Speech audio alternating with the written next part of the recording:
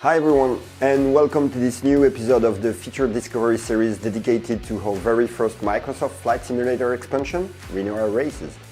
I'm David Eden, Creative Director at Azubo Studio, and today I'm really excited to introduce you to what we have developed for this great addition to the sim. I will first present the Reno Air Race event itself, then I will share with you how we have replicated this real-life event into the sim. I will tell you how it translates in Microsoft Flight Simulator, and finally we will look at all these little additional features that makes this racing experience so cool and unique. In real life, Reno Air Race happens every year at the Reno State Airport in Nevada, USA. Simply put, it's just the fastest motor race in the world. Take 8 planes flying together on the same track at more than 400 miles per hour, keep them below 250 feet from the ground, and you get the picture. It will push your piloting skills to the extreme limit. To us, these pilots are real aviation knights. So we have worked hard to give justice to this incredible and unique event and to make this a great multiplayer experience in Flight Sim. So how we did this? First, we have worked closely with the Reno Air Race Association and dozens of pilots and planes owners to develop a highly authentic recreation of this real-life event.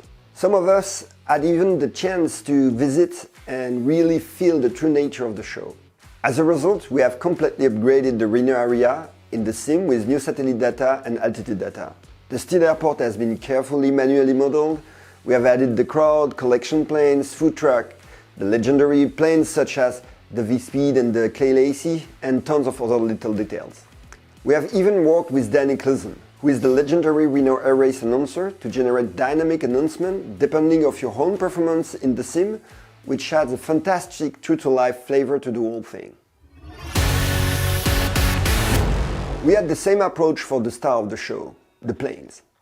Indeed, this race features truly iconic planes as, even if they are formally based on stock planes, they have been so highly customized and optimized by their teams of passionate pilots and engineers that each of them are just technically unique. To give you an idea, these birds are going twice faster than the stock version in most of the cases.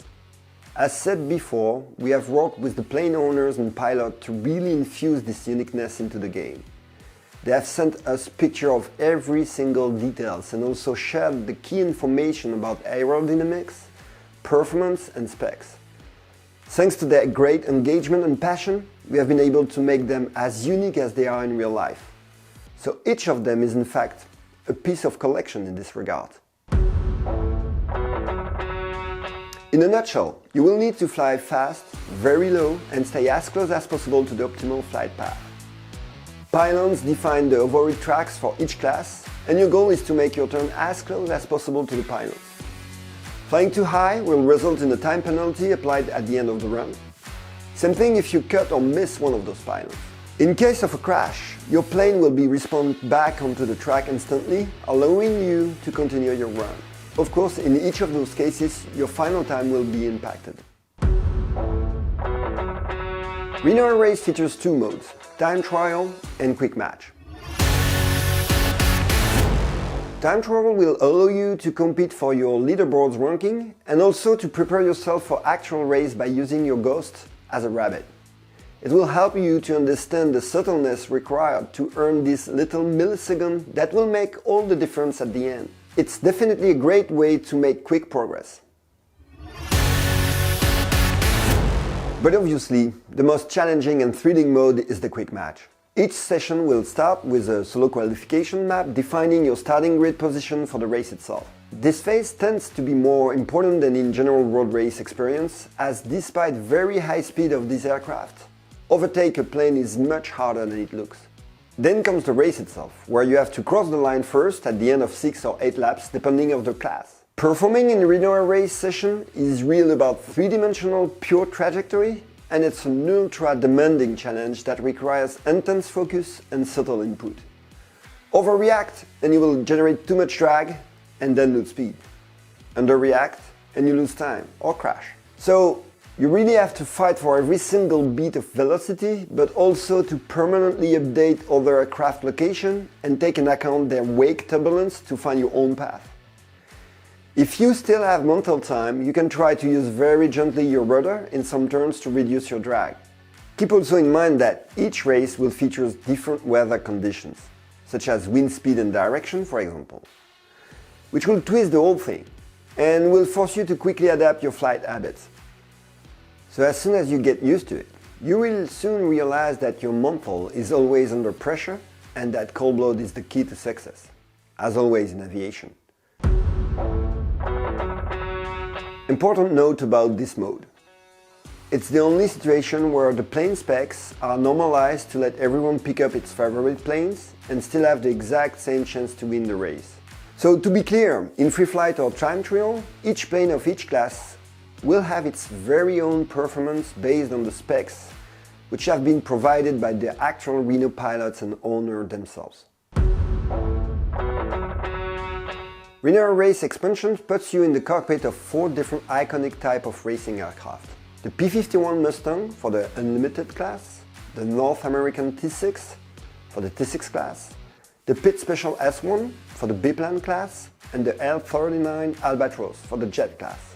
These aircraft have not only very distinct styles but also different flight models and course variation.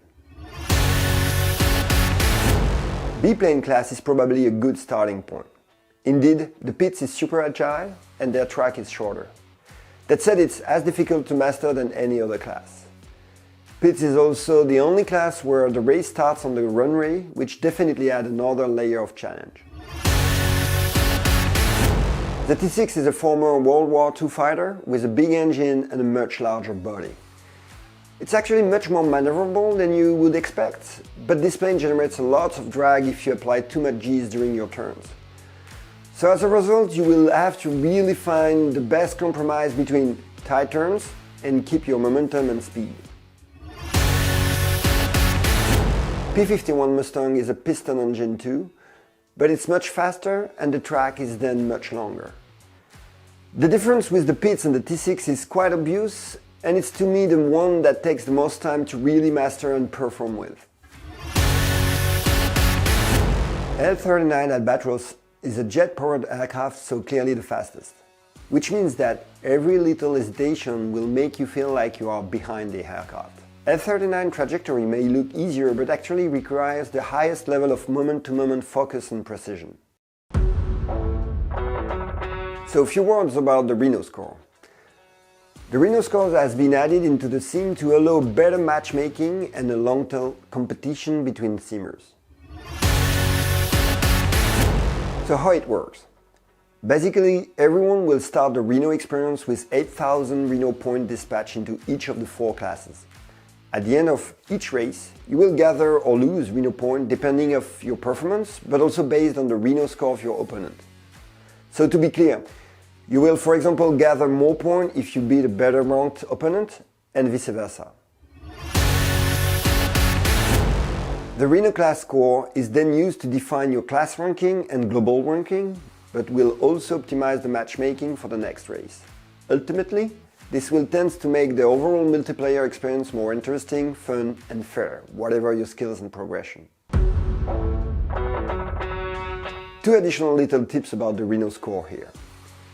First, if you quit the race before the end, you will be considered as the last one at the end of the race and lose all your points. Secondly, also note that only 70% of your final score is based on your race ranking. This means that 10% of the remaining points to gather is informed by your visual assistance level, 10% if you made the pole position or not, and 10% if you perform the fastest lap in the race. So the idea here is that you should keep the focus until the very end of the race if you want to increase your Reno score. I also wanted to show you some cool features especially developed for Reno Air Races. First, the ground effects. During the race, planes generate dust depending on your altitude and speed. It's actually quite fun and in fact useful. In general, when you see this, it means that the one you are chasing crack under pressure. To celebrate Reno plane as it deserves, we have improved the VFX behavior and rendering of the exhaust based on the actual engine state. Normally, you should never reach G-force that leads to a G-lock during a Reno race, which is basically loss of consciousness. But in some cases, to avoid crash most of the time, or outside of Reno itself, Flight Simulator now feature a true-to-life simulation of the impact of the G-force on the pilot based on time of exposure and forces. As in real life, the G-force effect is highly dependent of the pilot itself and his gear. These parameters are now also exposed in the option menu, where you will be able to define if you are a general aviation pilot or a trained jet pilot, and if you use a G-force suit or not. Multiplayer improvement. To make the race really fun, fair, and engaging, we had to improve the multiplayer accuracy. Huge improvements have been made here, and this will benefit to the whole simulator, which is great. VR. I cannot finish this episode without letting you know the effort made to port Reno on VR and how it shines. To me, it's simply the best use of the VR in flight sim. It's actually hard to describe, but it goes further than just it's a better immersion. It's really about the way a Reno pilot understands and thinks its surroundings. And the VR implementation of Reno is just amazing. If you have the chance to get your hands on the VR gear, you can't miss the Reno experience. It's just mind-blowing. As both a flight simulator and racing fan since my youngest age, I swear Reno Air Race was a true reveal for me. Because of its challenge, speed, and also because nothing compares to it. As such, I really believe Reno Air Race is a great addition to flight simulator world, and actually to the racing genre in general. So, we really hope you will enjoy it as we do, and to be honest, we are humbly looking forward to race against you guys. See you there. Bye.